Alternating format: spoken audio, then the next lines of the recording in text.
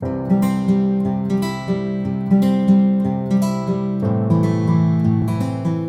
everyone, my Mom on a Budget here and welcome back to the channel. If you are new here, welcome, and if you're a returning subscriber, welcome back. Today we are going to stuff a total of 5,000 pesos into our variable expenses binder, priority savings binder, and revolving fund binder. So let's go ahead and get our cash and check if we have the correct amount. So let me just take this out of my wallet. Take out our cash. So this should be a total of 5,000 pesos.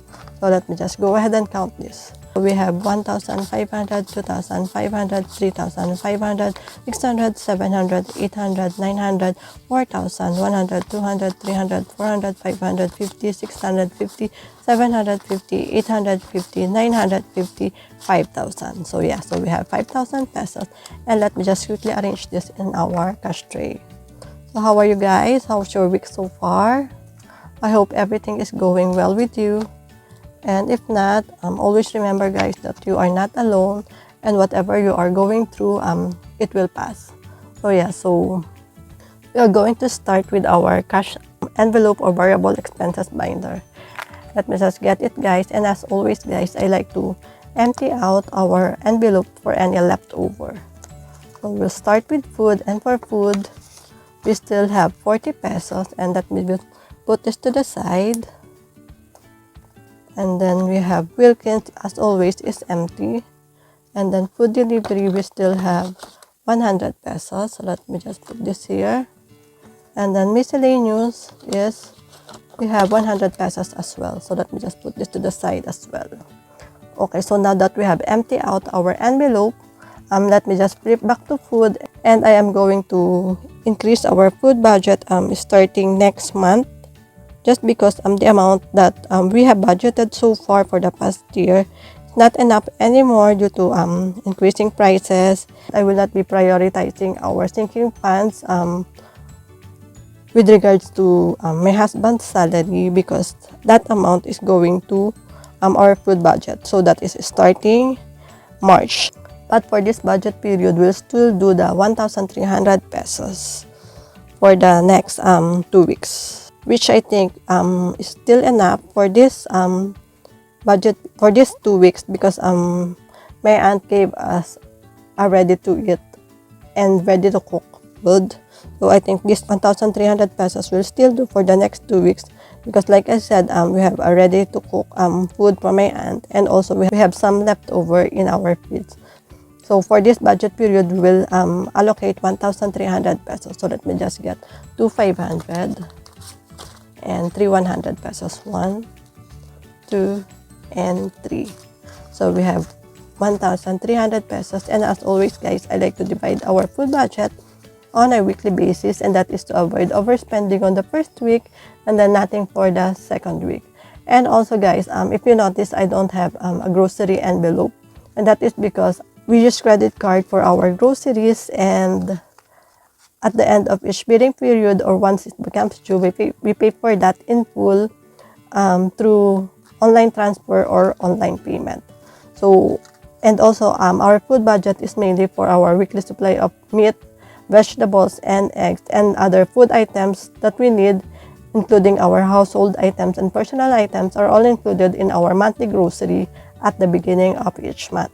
So for this week, food is getting 700 pesos, which I'm going to put in this envelope. Okay, so this is going here. And this 600 pesos is for the following week, which is going towards our holding binder. So let me just get our holding binder and put this here. So this is for the following week. So let me just put this to the side. Food is done. Next up is Wilkins, and Wilkins is our drinking water, and this is getting 500 pesos for this budget period. So let me just put this here. And then next up is food delivery, and food delivery is getting 500 pesos as well for the next 2 weeks. And food delivery is if we are craving for Jollibee, McDonald's, or any fast food. And this is for this budget period for 2 weeks. And if we spend this on the first week, then we'll have to wait again for the next budget period to have something in our food delivery envelope. So we are done with food delivery.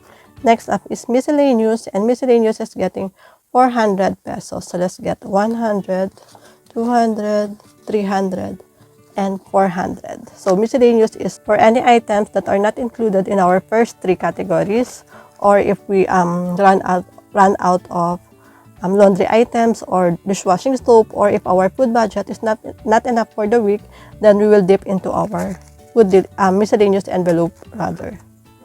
So let me just put it here. And that is it for our variable expenses.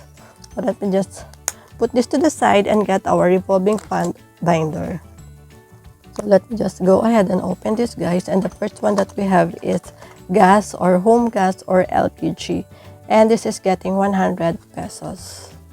So we took out 980 pesos from this envelope to pay for our gas refill, and it costs 980 pesos, and it's so expensive nowadays. How much is your gas in your area, guys? So ours is 900 pesos, 980 pesos, and the last time I think I paid for gas is something around 800 pesos. So now it's 980, and we have 220 pesos now in gas, and I might increase the amount I put in our gas envelope. So gas is done. So let me just arrange this, guys. Okay, next up is vitamins, and vitamins is getting 100 pesos as well. For vitamins, we now have 500, 600, 750 pesos. So vitamins is done. Okay, so next up is family trip, and this is getting 200 pesos. So let's get this 100 and 250s. So we have 200 pesos in family trip, and family trip is to pay for any expenses when we travel to the province to visit my mom. So this will cover our toll fee, gas, and any drive-through. So family trip now has 500, 600, 700, 850, 900. So we have 900 pesos in family trip. Okay, so family trip is done. Week 5 is still fully funded at 1,000 pesos. So we are skipping this one. Next up is PCF, and PCF is getting the 100 pesos left over from miscellaneous. So PCF now has 500, 600, 700, 800, 900, 1,100. So we have 1,100 for PCF, and PCF is for any items that I buy online, most especially those cleaning items. So we are done with our revolving fund binder. So I'll just put this to the side and get our savings binder. So here is our savings binder, and for savings binder we have personal savings, and personal savings is getting 300 pesos. So let's take 300 pesos. We have 100, 200, 300. So we have 300 pesos in personal savings going to personal savings rather. And we will just add this here, and we will count all this at the end of the first quarter. I'll put it back. Next up is emergency fund, and emergency fund is getting 300 pesos as well. So let me just see if we have some change. Okay, so we have, okay, so let's get this 500 and put back 200 pesos. And we will add this here, and as like the personal savings, we will also count this at the end of the first quarter, which is just a month away. This debt fund, and this is getting 300 pesos as well. But let me see if I can. Okay, so we have no change. So let me just go back to emergency fund and see if I can get, yeah. So let's just change this 500 and get this 1,000.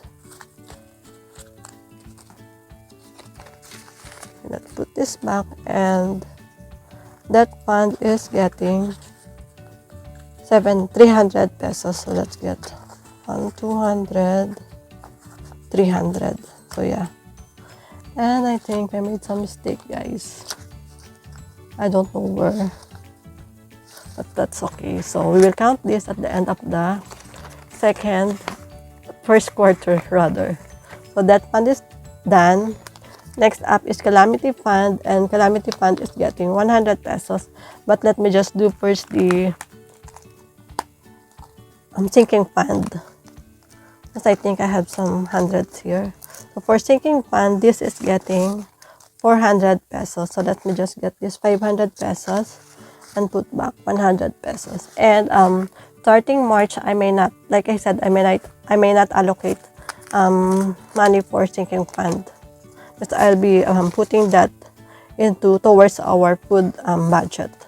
So for sinking fund, I like to do our sinking fund breakdown or allocation at the end of each month. So for now, this is going into here, into our holding binder. So let me just put this to the side, and let's go back to our Calamity Fund. And Calamity Fund is getting 100 pesos. So like the first three savings fund, we will count this at the end of the first quarter. So let me just put this back. And we are done with our priority savings. I'll just put this to the side and get our holding binder. Okay, so for our holding binder, we have saving challenges, and this is getting 500 pesos. So we will allocate this next month. And for our leftover here, this is going into our leftover envelope. So we have 440 pesos going into our leftover envelope.